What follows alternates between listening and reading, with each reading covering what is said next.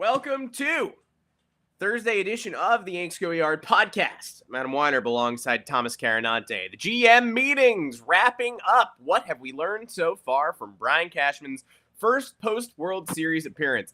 I gotta say, pretty weird pacing for this to all happen about less than a week before the Yankees, after the Yankees blew the World Series. Last year, we were very ready for the offseason. We were waiting patiently. We were like, can't wait till we can get into the desert and Brian Cashman can say we're pretty fucking good or whatever. But this year, it was like, make the World Series. Wait a week between the ALCS and World Series. Eager anticipation. Feel like you lost the World Series immediately after Game 1. Kind of crawl back into World Series, but not really. Blow World Series spectacularly. And then the GM meetings are the next Monday. So that pacing felt a little funky. Were we all ready to talk about the offseason? Not quite, because we got hit with an awful Game 5 bomb, and then all of a sudden we have to trip right into some serious questions. But it still started this week. The Yankees have tendered their qualifying offers.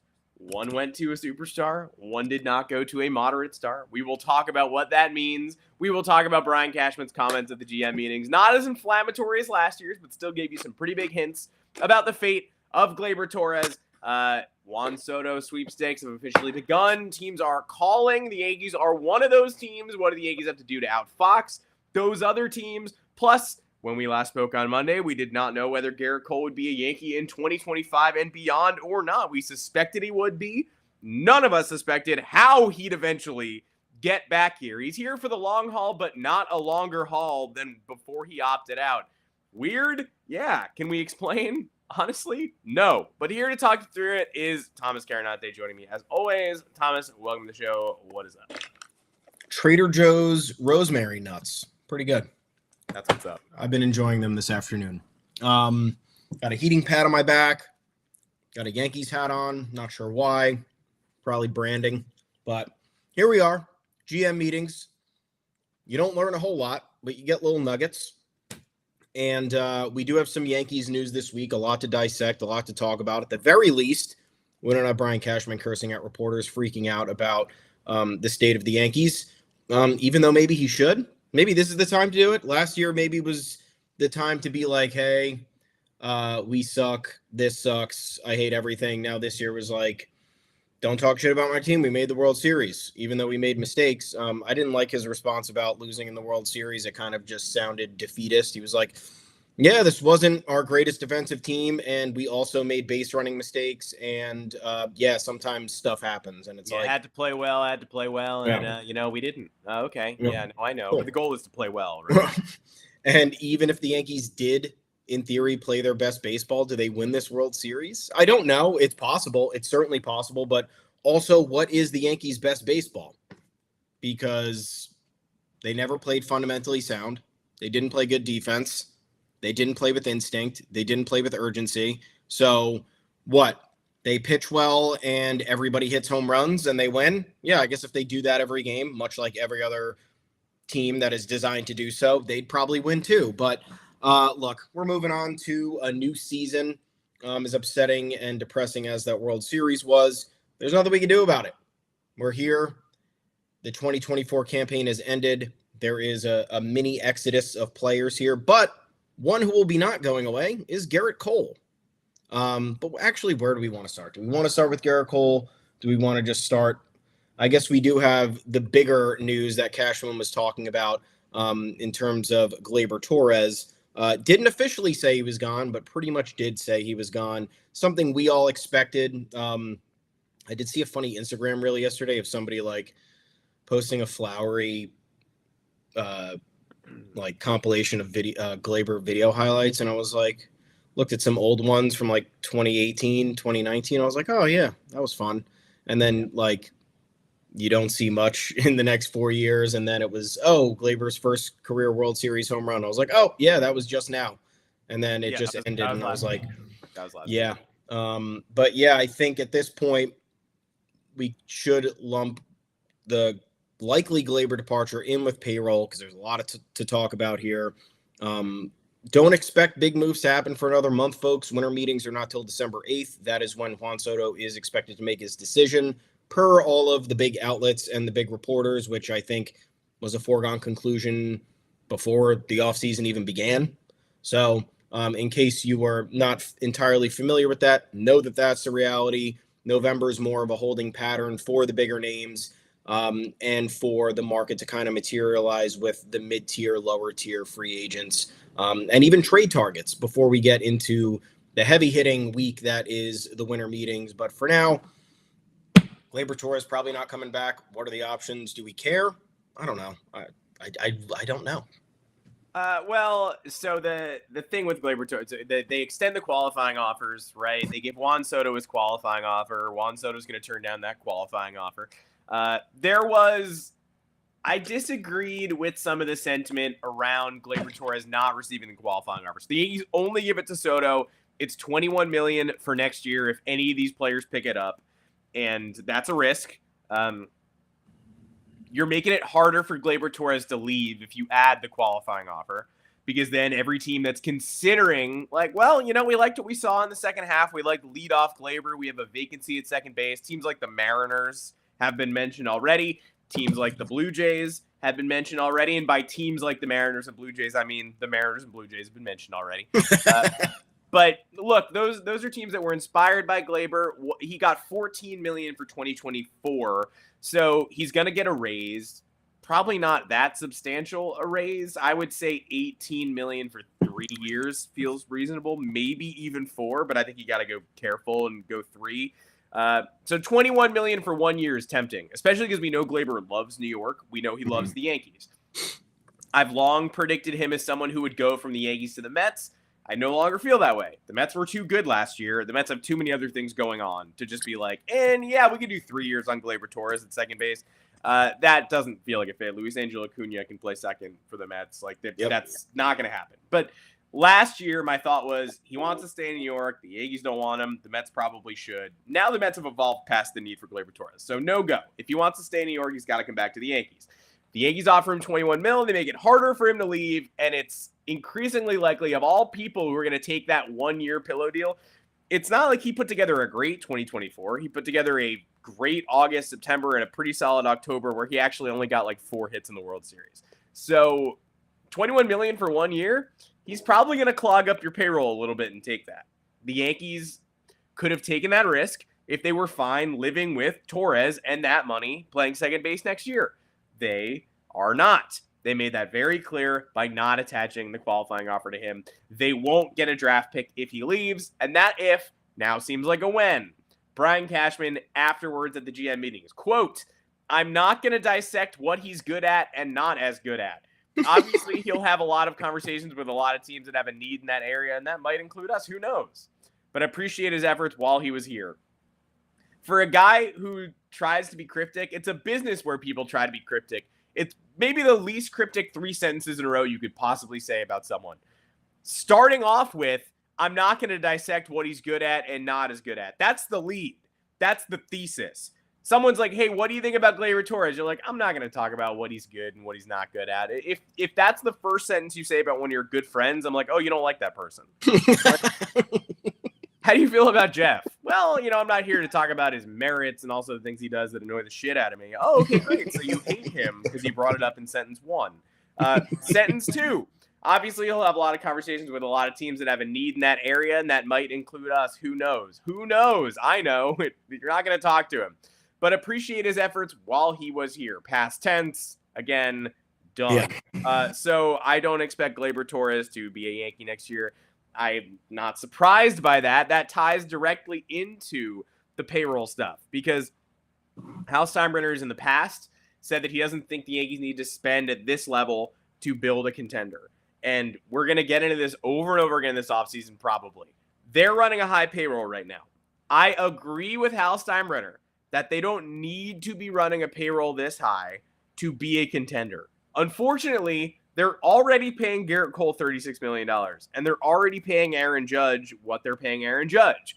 So in order to be a contender with those 2 salaries currently on your roster, you actually probably do have to run a payroll this high. Not generic team A. There's a team out there that can get to where the Yankees are paying $100 million less. But with the amount the Yankees have already committed to Judge and Cole, and to a lesser extent Stanton, they probably do need to reach a payroll approximating this level in order to be genuinely competitive, especially if they intend to bring Juan Soto back. And the Dodgers, by the way, you can contend without running a payroll this high.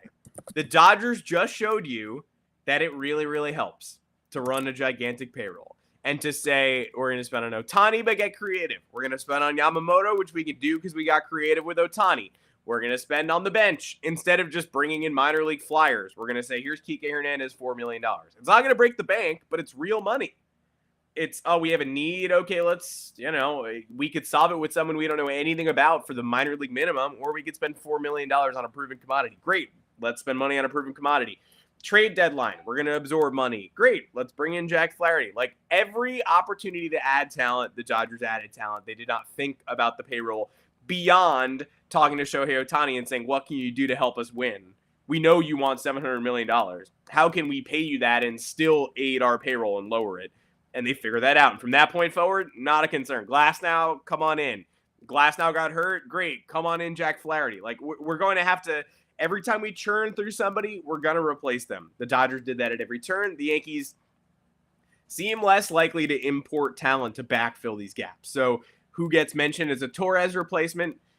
Jazz Chisholm moving back to second. That makes all the sense in the world. He's not a third baseman. And the article that came out last week said he was standing around looking at nobody during relay throws and had limited situational awareness of what it meant to play third. Great. I would be down to move him. I thought we were going to move him when we acquired him. He also mentioned Caleb Durbin, who is a rookie who you and I love. He's been on this podcast. We're on the Caleb Durbin train early. I hope to see him in the major leagues next year. I think that's a great fit. I'd love to try him out. I'm not going to hand the job to Caleb Durbin, especially, opening day second baseman. That's a little nerve-wracking. I would hope that there's a bit more intentionality with that. At the very least, Jazz at second and interesting budget-conscious free agent at third, not DJ LeMahieu. Look, who knows? Love Durbin. Love that he's getting a lot of shout-outs. Don't love that we're already defaulting to installing rookies at second, probably first. Probably Ben Rice, because Anthony Rizzo is not coming back, and probably left field or center field, depending on where they put Jason Dominguez. That's a lot of rookies for a team with Judge and Cole in their prime, for a team that you can't argue they're not in their World Series window, because they made the World Series a week ago. And I would say this is the cost of doing business if they do intend to bring back Juan Soto. If they don't intend to bring back Juan Soto, then you better start spending some money. Not in a splurge, but you got to bring somebody in. Because we can't have rookies everywhere, but also no Juan Soto. Yeah, unless you want to prioritize the only way that I would be on board with this is if they manage to prioritize defense. I don't know how they're going to do that if Soto's coming back and Judge is stuck in center field. Like, what's the plan? Because that right field, center field alignment is not going to work. And is Dominguez in left field going to work? There were concerns about that at the end of the year, to the point where they didn't play him at all. One final thought on Gleyber Torres, because the era is coming to an end and a combination of things have pissed me off. He got me very angry at times over the last 5 years with just lackluster, unattentive play. But when Cashman is coming out and saying these comments about him, where it's not praising him whatsoever, like you said, essentially just being like, yep, whatever, don't want him back, have no interest. Like, why was he kept for this long then? Why didn't you trade him when you had X amount of opportunities to trade him? Why isn't he Pablo Lopez? Yeah, why is it? Literally, why wasn't he just two relievers at this year's deadline for Jazz Chisholm? Like, Jazz could have slotted in at second. They could have figured out a defensive first upgrade at third base, and they could have had a better bullpen, and maybe that made it I don't know. But if you are not sold on a player, especially one whose salary is increasing exponentially in arbitration, because I believe Gleyber was a Super 2. Am I wrong about that? He might have been. Yeah, it was something I don't think you're crazy. It was either he was a Super 2 or because of his 2018, 2019 performance, his first year of arbitration eligibility was way higher than the average. So you're paying a premium price for this guy and you don't believe in him, and then you just let him stay here for 7+ years. and then you let him go when there were clear opportunities to upgrade. And it's just like, what is this version of complacency? It's like you have one arm of the Yankees going out and being aggressive and get Juan Soto, and then you have the other arm of the Yankees where it's like, well, guess we're stuck with this guy that we absolutely don't need to be stuck with. We'll see you in 7 years. And it's just like, what are you doing? But whatever, man. In terms of the payroll, Hal Steinbrenner is right. I know we don't want to acknowledge that, but the reality is you don't need a $320-something million payroll to win a World Series. We've seen other teams make it happen. The difference is that what do the Yankees want to prioritize? If you want to shift Jazz to second and get a glove first third baseman who's going to hit, maybe 15 home runs and bat 215, I wouldn't be opposed to that. Does that make the infield that much better defensively? If it does, great, because defense costs this team a lot of runs all year long and then in the biggest moments of the season. If Jazz is an upgrade defensively over Gleyber Torres at second, then that would be great. I don't know what the solution is in the outfield. Again, like that's going to be confounding, and you can't really justify not signing Juan Soto because it messes with your imperfect outfield alignment that might cost you runs here and there. But in terms of what the outlook will be for next year and how this team is going to change, there needs to be a meaningful approach. And the first thought can't just be, well, we have to cut payroll because that's what we have to do. If you're paying Juan Soto, you're paying him a lot of money, and that him returning can't be the only meaningful adjustment, because him returning keeps you as a contender but doesn't really change anything else. This is what we talked about last year, right? If the Yankees were going to keep a semblance of the 2023 roster without making an impact move, you might be able to look back towards 2022 and say, hey, this team started off really hot. They won 99 games and they were good, but there was a clear year-over-year downturn in that department. I know Aaron Judge's injury played into that, but one player shouldn't make up the entire team. Like the Braves lost Ronald Acuna and won the World Series in 2021. They lost him again this year, and they remained a playoff contender, even though that was a little bit of a rough year for them. But, there was a million other injuries on that team. The Yankees lose one piece of their puzzle every year, and the entire operation goes to shit, whether it's Aaron Judge, whether it's somebody on the pitching staff. This is the first time this year, Gerrit Cole going down, I thought we were certifiably screwed, and Luis Heel comes out of nowhere. And that's literally been the only time where an injury on the Yankees didn't make me feel like the Jenga tower was going to come crashing down. I haven't even looked at like the mid-tier free agents because I know that this year is specifically top heavy. So I don't know in my head right now what the upgrades would be.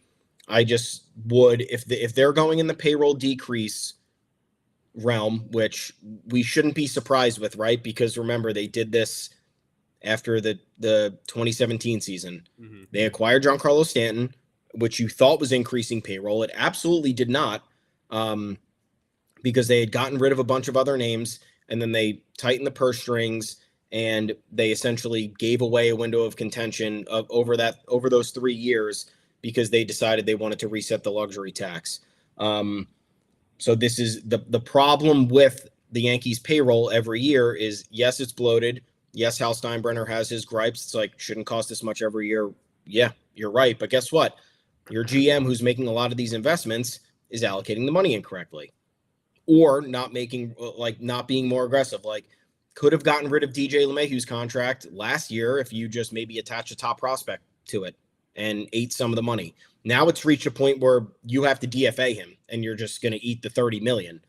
Like, there's never getting ahead and getting creative, which is mainly the problem. The payroll obviously has to be reset. You cannot live in luxury tax penalty land for the rest of time. You'll end up paying half of your payroll in tax penalties.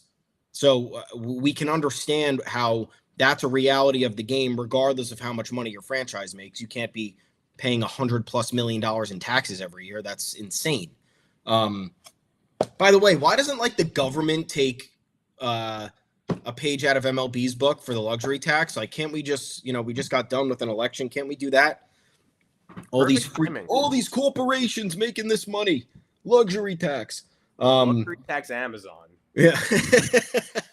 But yeah, so I don't like that they're talking to Pete Alonso. Like, that already has, like, that's defeatist attitude at this point. Like, that's not the first base. You want to talk about declining defense and strikeout numbers and declining bat speed and all that. Like, we just experienced that with Anthony Rizzo. We do not need to do that with a $150 million expenditure. The first base upgrade was there in 2021.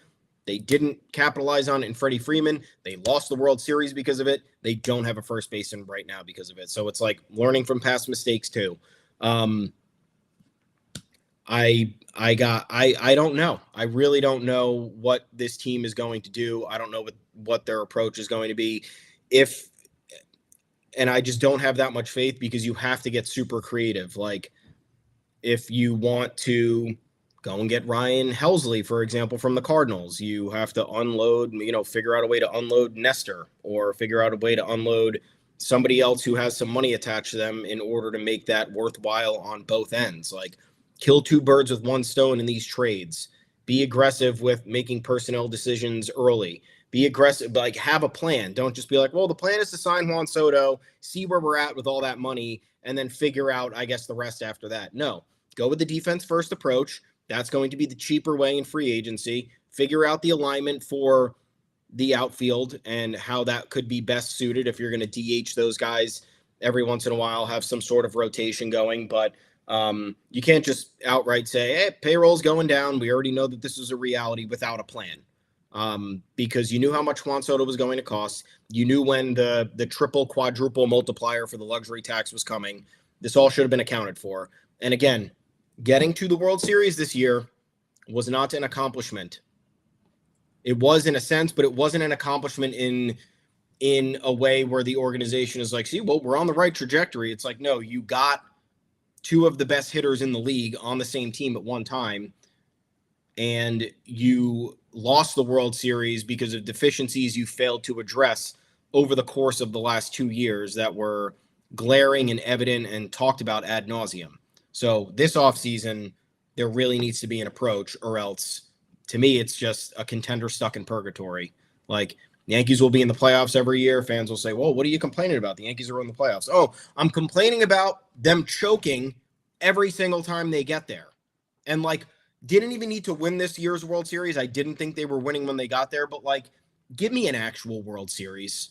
Don't give me a bullshit 5-gamer where your biggest weaknesses are exploited from the fucking moment the game one starts. That's the problem that we have. If we can put that into more terms that are understandable to people whose teams don't make the playoffs every year, that's it. Just don't be embarrassing. Don't go out that quickly. Don't go out that in that embarrassing of a manner.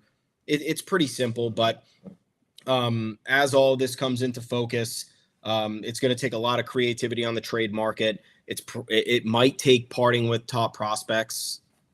I don't know. Cashman didn't really give the nod to Jason Dominguez for opening day. So, like, what does that mean?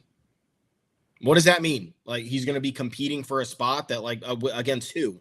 Are we bringing Alex Verdugo back? Is there another fielder or outfielder here in general that I need to know about? So it seems like, again, there is a lack of clarity. It's like they purposefully don't inform you of stuff, but then, like, you try to peel back the curtain and you're like, but you actually don't have anything to inform us on, because I don't know if there's a concerted effort to nail down everything.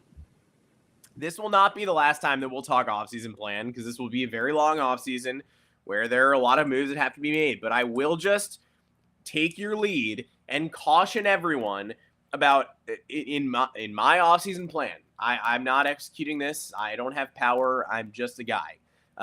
I'd like to sign Juan Soto, and I'd like to do whatever it takes to sign Juan Soto. And if that means that I have to accept Ben Rice at first base, then that's fine.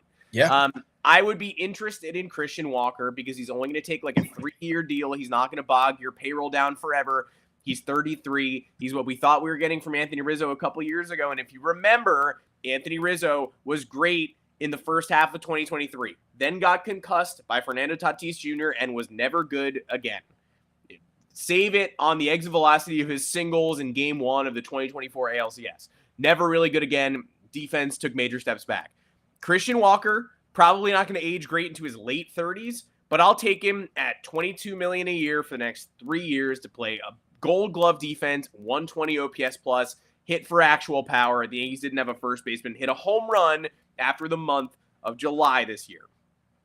That said, if they don't sign Juan Soto, I'd still be interested in Walker, but what I would not be interested in doing, and this will transition into a Soto discussion, don't worry, and that's still plan A, but the plan B, the plan Bs that are like, okay, fine, well then get Pete Alonso and get Anthony Santander and get Corbin Burns.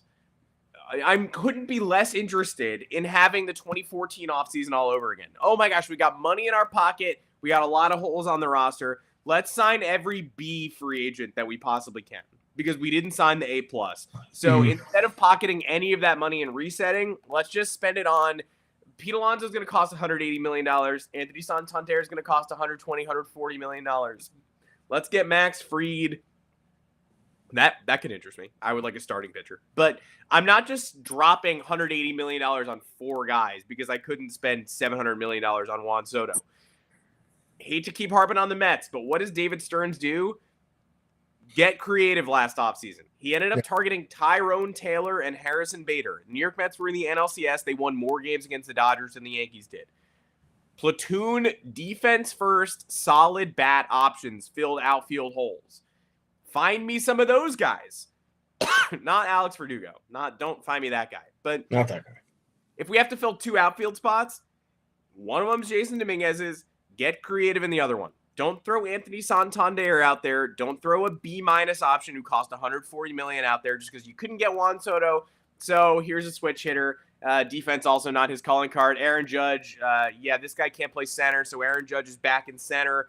Even though he had low OAA last year and his legs are going to betray him as he ages. But it doesn't matter. Throw him back out there. Maybe throw him in the left field where he's never played in his life and put Dominguez in center. Like, I'm willing to do outfield mismatch for Juan Soto.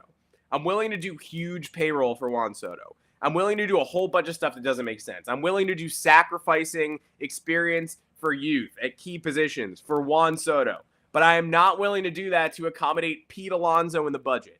Nor am I willing to do that to say, okay, well then let's just get a new right fielder. No, if we don't get Juan Soto, Aaron Judge is the right fielder. Correct. And we get creative in center or creative in left. But I am not doing Santander, DH right field, Stanton at DH also, but then maybe Stanton leaves because he's getting DH reps stolen by an inferior hitter. I can't do any of that. Aaron Judge is the right fielder if Juan Soto leaves. I hope Juan Soto doesn't leave. Which brings us to the teams that have called about Juan Soto so far. I would say not a lot of surprises here. The Yankees are in the Juan Soto mix. Great for them. I hope they come out on top. I certainly wasn't left feeling optimistic by Brian Cashman's appearance at the GM meetings where he very much was like, hey, I'd love to have him. If we don't have him, we'll move on. Sure. I also wasn't disheartened by it. It's the kind of clip that people who hate the Yankees will grab and be like, oh my God, he's as good as gone. No, it's one of those boilerplate. It's what they said about Aaron Judge. Aaron Judge came back. You can clip those if you want. You can tweet your Juan Soto Mets jersey swaps and get your engagement today. But it was pretty like Soto. Immediately after the World Series, it was fine. It was Soto doing a good job. It was Cashman doing a good job. But I would like to have Juan Soto back. The Mets called. The Dodgers called. The Blue Jays are involved. How involved? I mean, I wouldn't be surprised if they were one of the top contract offers, but I would be stunned if they made it into the top 3 of teams that Juan Soto is actually pursuing, which I'm going to go ahead and give that to the Mets, Yankees, and Dodgers. I so far see no reason to believe that there's another team heavily involved. The Giants called. They call in everyone. The Red Sox called. I mean, I'm obviously always looking at the Red Sox, but they have not spent money in 5 years. They're going to spend money this offseason. Are they going to spend money this offseason, or are they going to spend $700 million to get Juan Soto this offseason? Because if they're spending $700 million on Juan Soto, that's not money. That's silly money. That's going from sober living to speedballs. Like, there are no intermediary drugs in your system. You're like, I've never touched this stuff, very scared, but I think I'd like to snort like Adderall off of a crocodile's butt in a helicopter. Okay, fantastic. So if the Red Sox outbid the Yankees for $700 million for Juan Soto, then all right, I would be very surprised. If the Red Sox offer $600 million to Juan Soto, match it. Don't let them get Juan Soto for $600 million. If they offer $620, match it. Don't let them get Juan Soto for $620 million. And it's $620 also feels like a wild expenditure for the Boston Red Sox, who, again, were involved on Ohtani, by the way. Like, involved. I mean, I don't know. But everyone absolutely stunned by hearing the Red Sox involved here. Like, they're turning the page on the era of not spending. Here's Craig Breslow calling on Juan Soto. They thought they were a Yamamoto finalist. They were in on Ohtani. Like, we did this last year. They didn't get either of those guys or really finish in the top 3 or 4 for either of those guys. So just being mentioned does not mean a brave new era has opened up. I think the Red Sox are going to sign Max Fried to pair him with Lucas Giolito. And if not, I think they're going to get another frontline starter. I think they're maybe going to trade for Gerrit Cole. The Red Sox right now in ESPN's power rankings for next year, they've got the Yankees, again without Soto, 9th in all of baseball, and the Red Sox 10th. I think your expectation should be that the Red Sox are going to be a very good team next year. I don't think that your expectation should be that they're going to spend $700 million on Juan Soto, especially considering outfield is not their problem. They have a Gold Glover in right field and Willie Abreu. You know how Red Sox fans are always like, we don't need guy you have. We have guy we have. In this instance, like, that's a good guy to have. They have Jared Duran in center. They have Roman Anthony coming up in the minor leagues. They have Yoshida clogging DH reps. Maybe he could play left field. Maybe he can't. Like, the Red Sox have a lot of outfit. Tyler O'Neill wants to come back. Like, is Juan Soto better than every single player I've mentioned? Yes. But it's not like the Red Sox have some glaring need in the outfield that they should spend $700 million. Everyone should sign Juan Soto. But if the Red Sox wake up from their slumber for the first time in 5 years and use their money there, I'd be very surprised. They're going to get 1 to 2 ace-level pitchers. They're going to sign talent to fill real holes on the diamond. They're not going into next year with Vaughn Grissom. They might sign Gleyber Torres. But Juan Soto, I don't get it. And also, the Tampa Bay Rays called.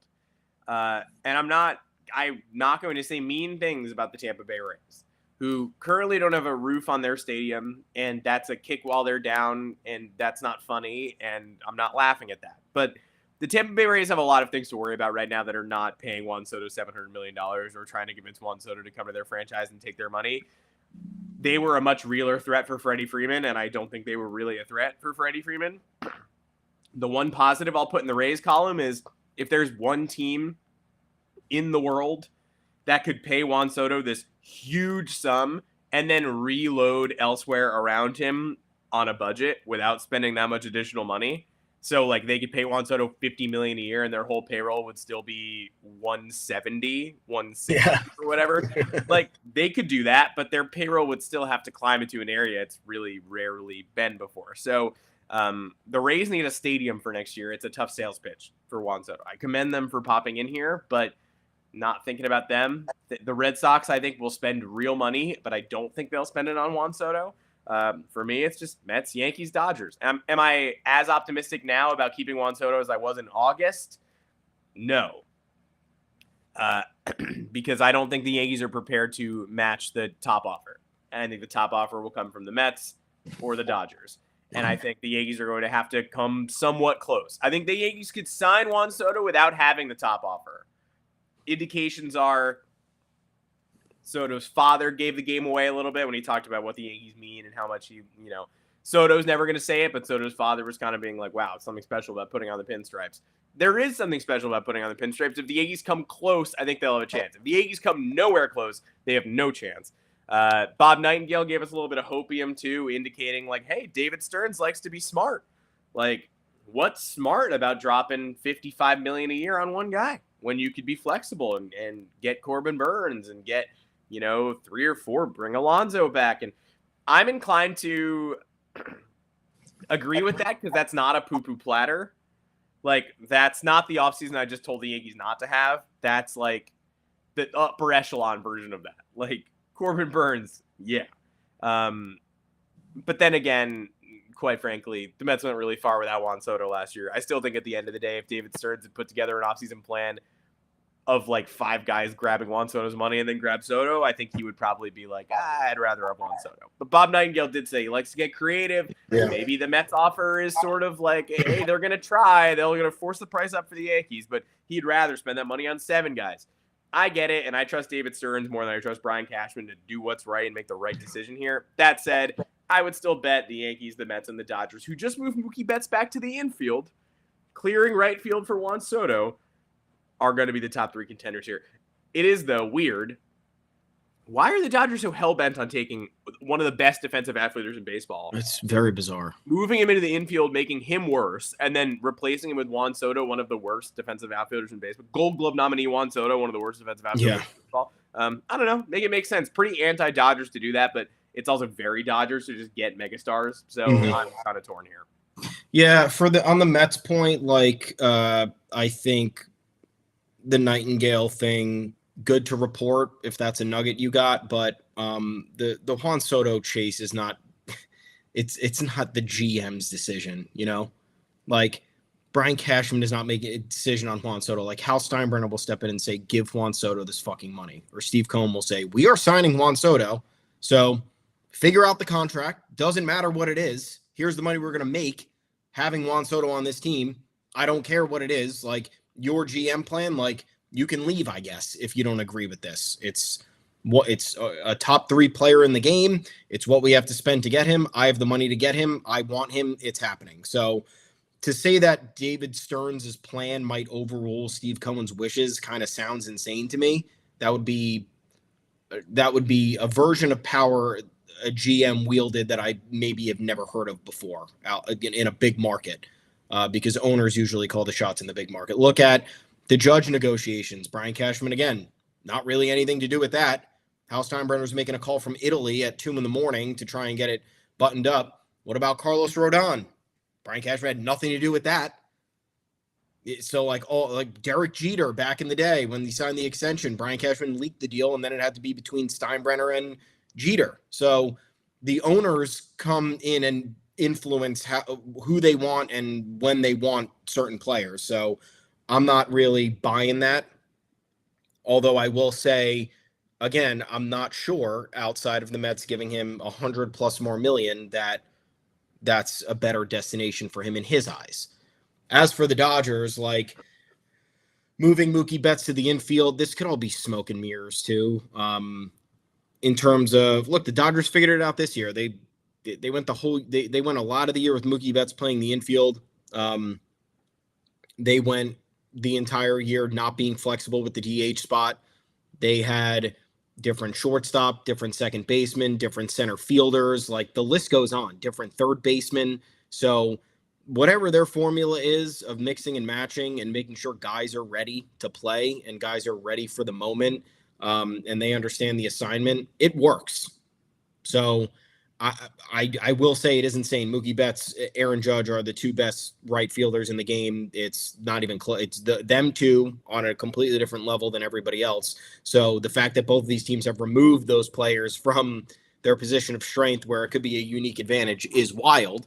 But then again, they both made the World Series, so seems like their approach is just fine. And if you can accommodate Juan Soto, I mean, I guess at that point, like you're better off putting Juan Soto in left. But then it'll be up to his preference if he's making, $600-something million.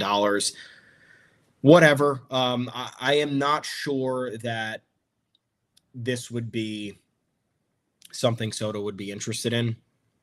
And that's just me. I've heard Juan Soto talk a lot this year in his post-game interviews. You kind of know when a player look at the ring chasers in history, right? Like Shohei Ohtani never really talked to the media before this year, very limited.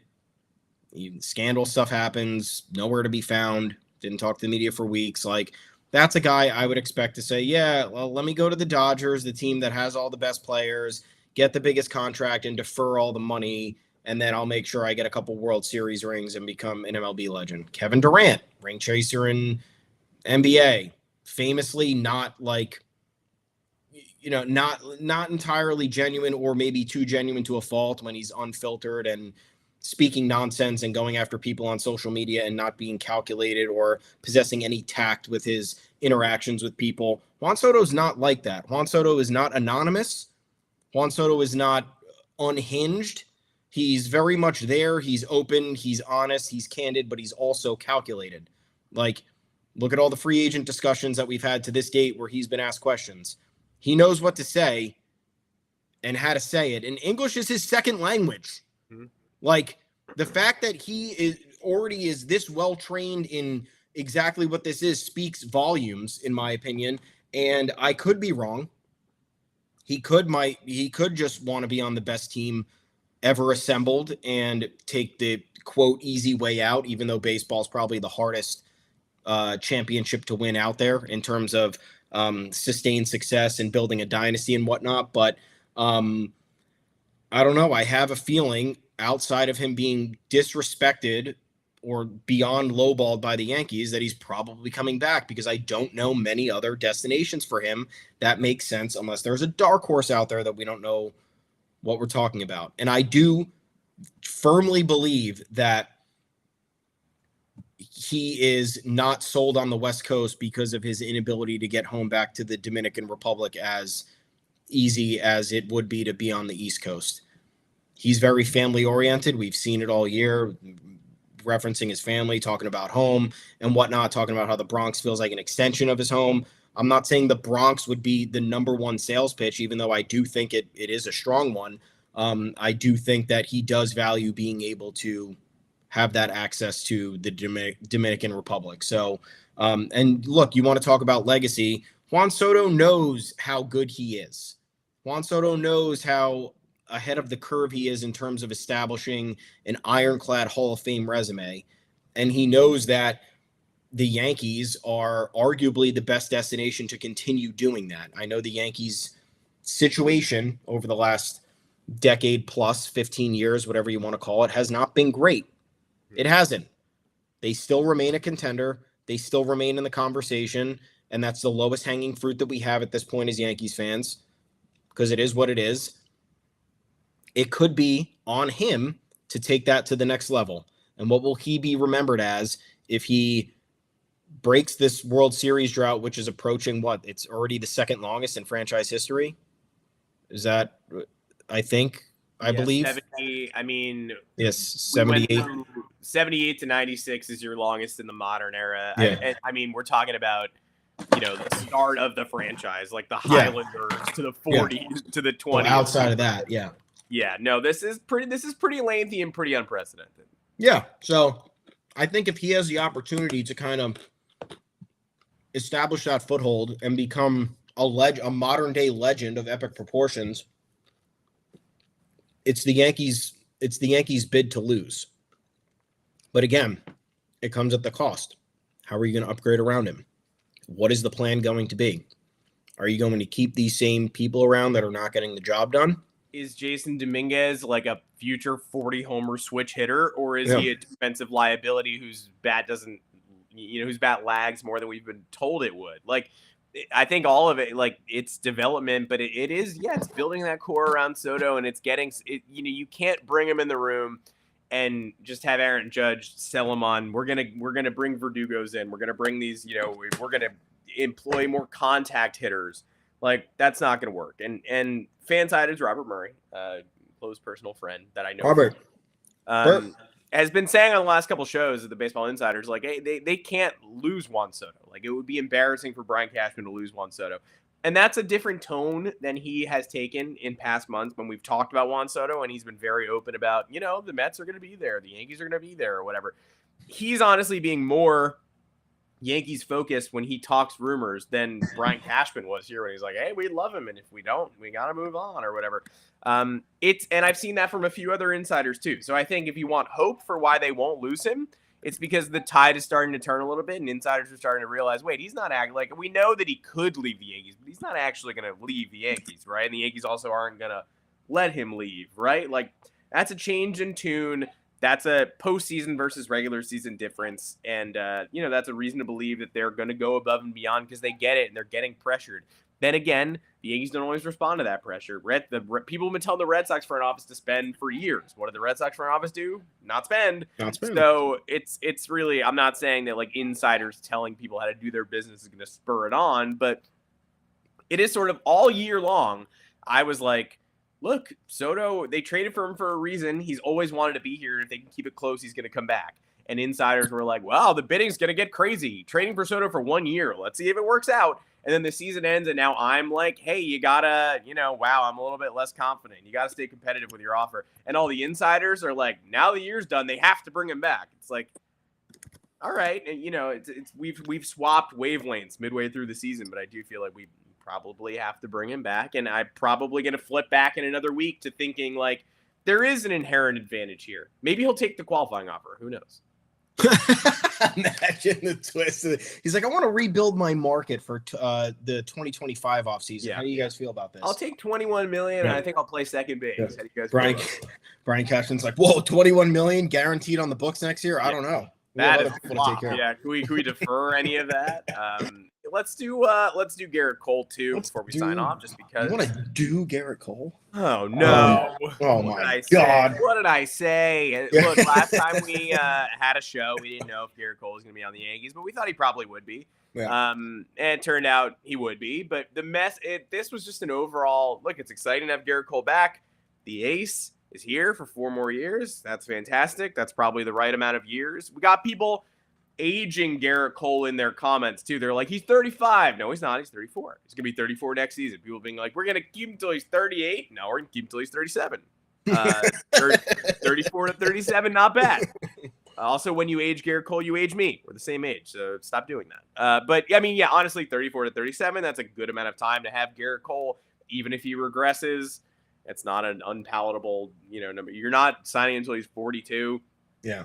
But the way that things went down was disappointing because you had John Heyman saying midday the Yankees and Gerrit Cole are closer to finding a way to stay together, continue the relationship, or whatever he said. Stay together for the kids. And that immediately flagged to everybody because we knew that the Yankees had an option to just tack on that extra year. So when Heyman was like, good news, they're working towards a resolution. It's like, well, wait, what are they working towards? The ball's in the Yankees' court.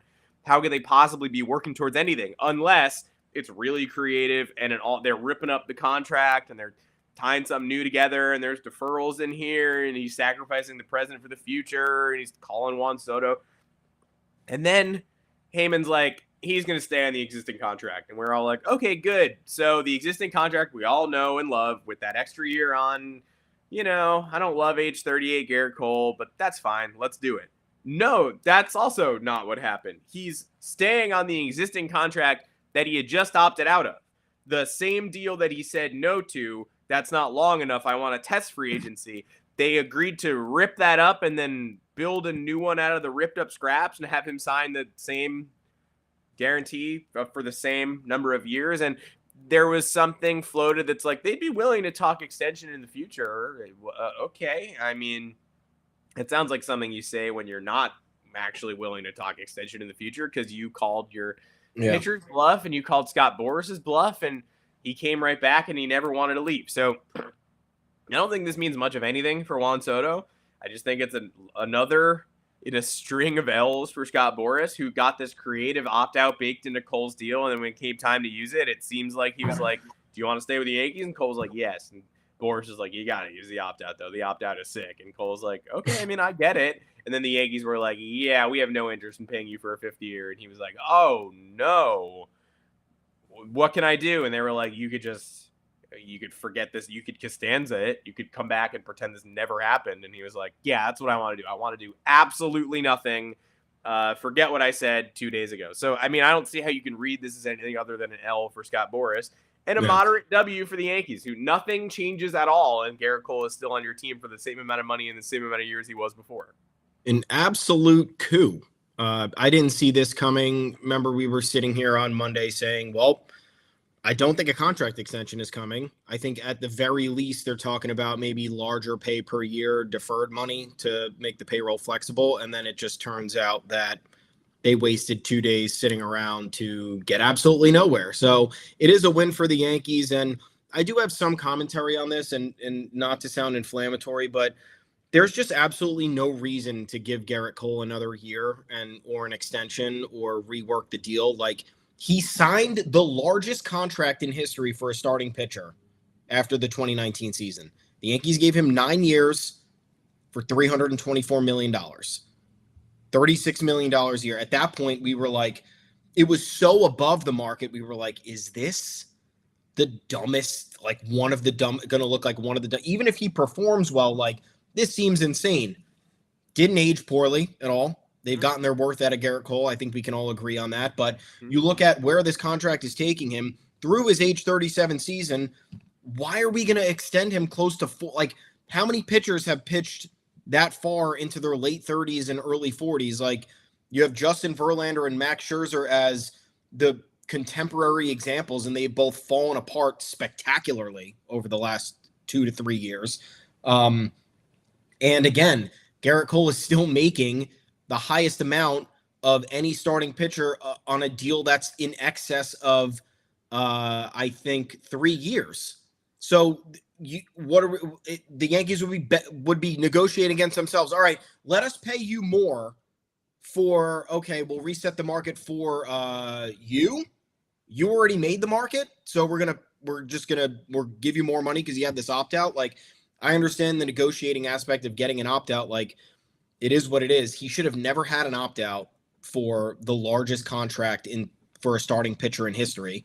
Like, beyond ridiculous that even happened.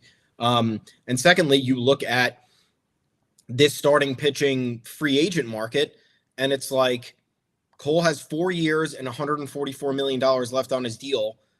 Like, I don't think any of the other starters are going to make that money.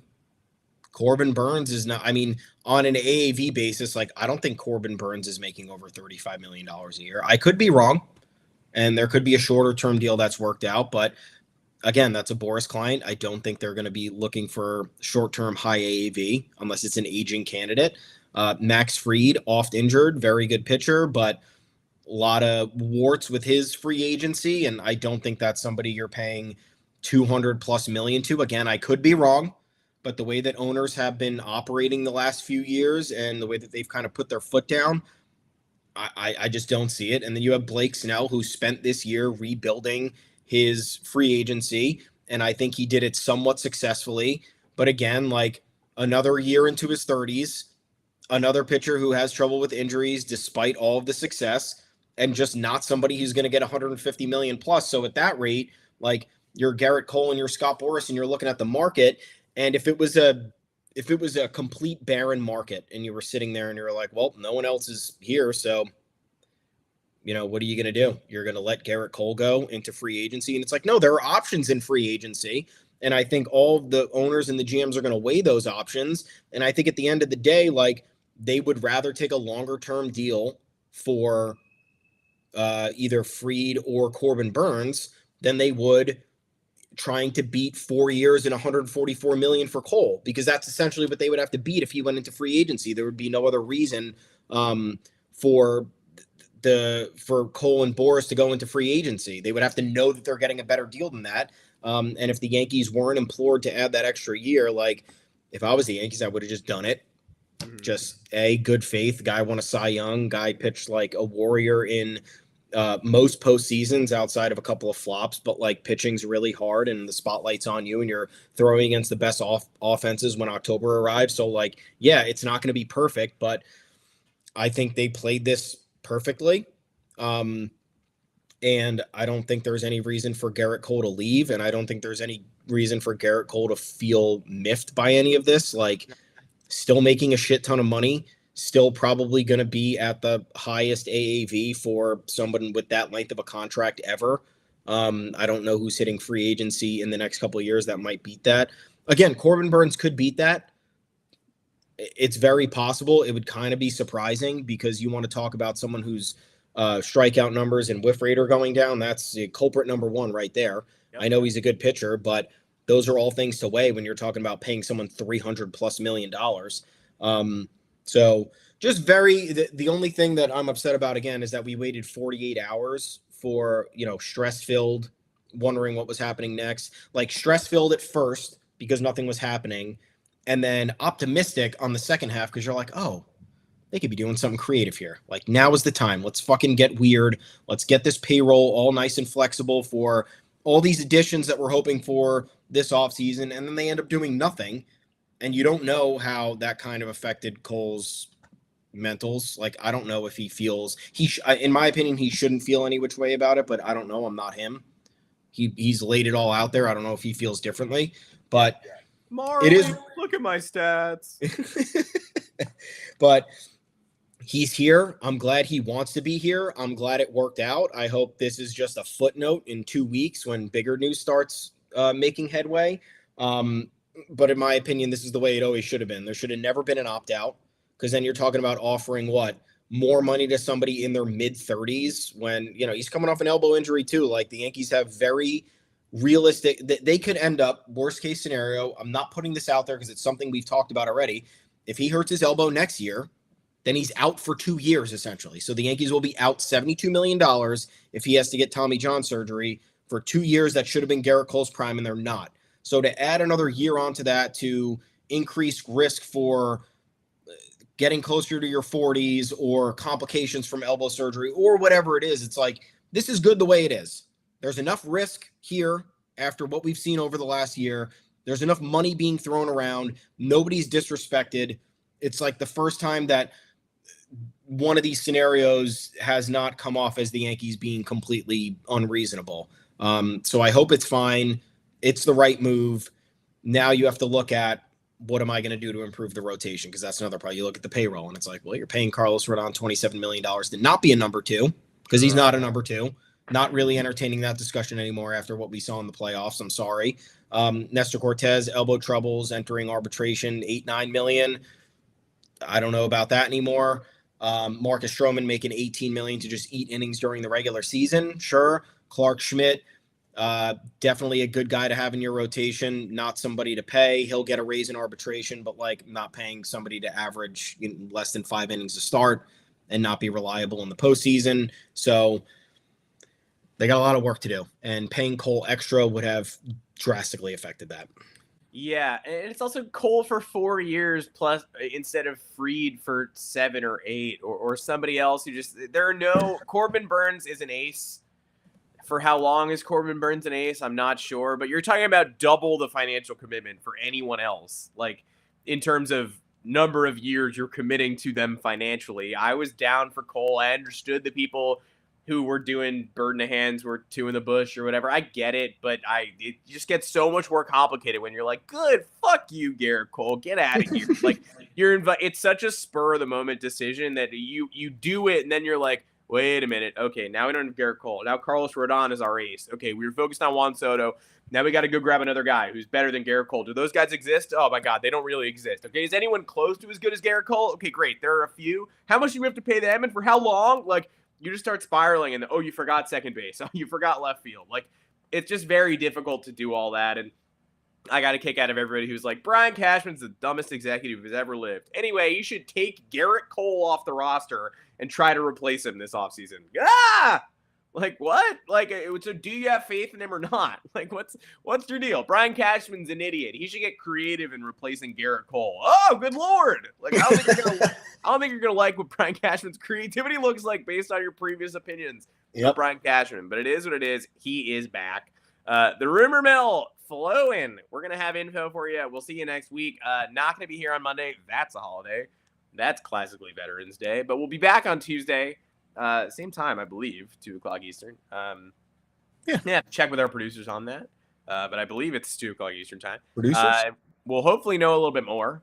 We're not going to know a ton more until the winter meetings, but I'd love some trade. Oh my God, we got through the whole show. We didn't talk about the Taylor Trammell trade. The Yankees traded him to the Astros. First trade of the offseason, a blockbuster by any name. Would smell is sweet. That's a huge one. We'll get it. We'll do an hour on Trammell on Tuesday. Yes, but, of course. Got to break that down at some point. But yeah, we're going to have some moves. I'd love some small moves, something of somewhat consequence to talk about. But either way, rumor mill flowing. Teoscar Hernandez, the Red Sox and the Orioles are looking at him. That just dropped. We knew that already, but there you go. He'd work well on either of those teams, of course, obviously. But we'll be back here on Tuesday talking about what we know about the New York Yankees and putting the Gerrit Cole stuff in the rear view, but hopefully not the Juan Soto stuff. Come home, Juan. please. The Until frontier. then, you can find me on Twitter at Adam Weinrib. That is my name. It is Adam Weinrib. Thomas Carronante, where can the people find you? I am at Tommy's_takes. We are at the official Yanks Go Yard account at Yanks Go Yard FS. Please like and subscribe to the YouTube channel. Would be great. We appreciate the support. As always, head on over to yanksgoyard.com. That's where all the offseason content is going to be from now until the end of time. That's where we're going to keep you updated. That's where you're going to read about all the latest happenings. And we are happy to keep you informed. So please head on over there. Make sure to like and subscribe to the YouTube channel. Make sure to tune in on Tuesday, 2 p.m. Eastern, live right here. Going to be a long off season, folks. We appreciate you guys sticking with us, and we will talk to you soon. Have yourselves a good weekend. Sure will. And I do hope that you have a good weekend because it's one of the most fun things to have. You're going to have a weekend regardless, but have fun, please. Let's get some Yankees rumors in here. Until then.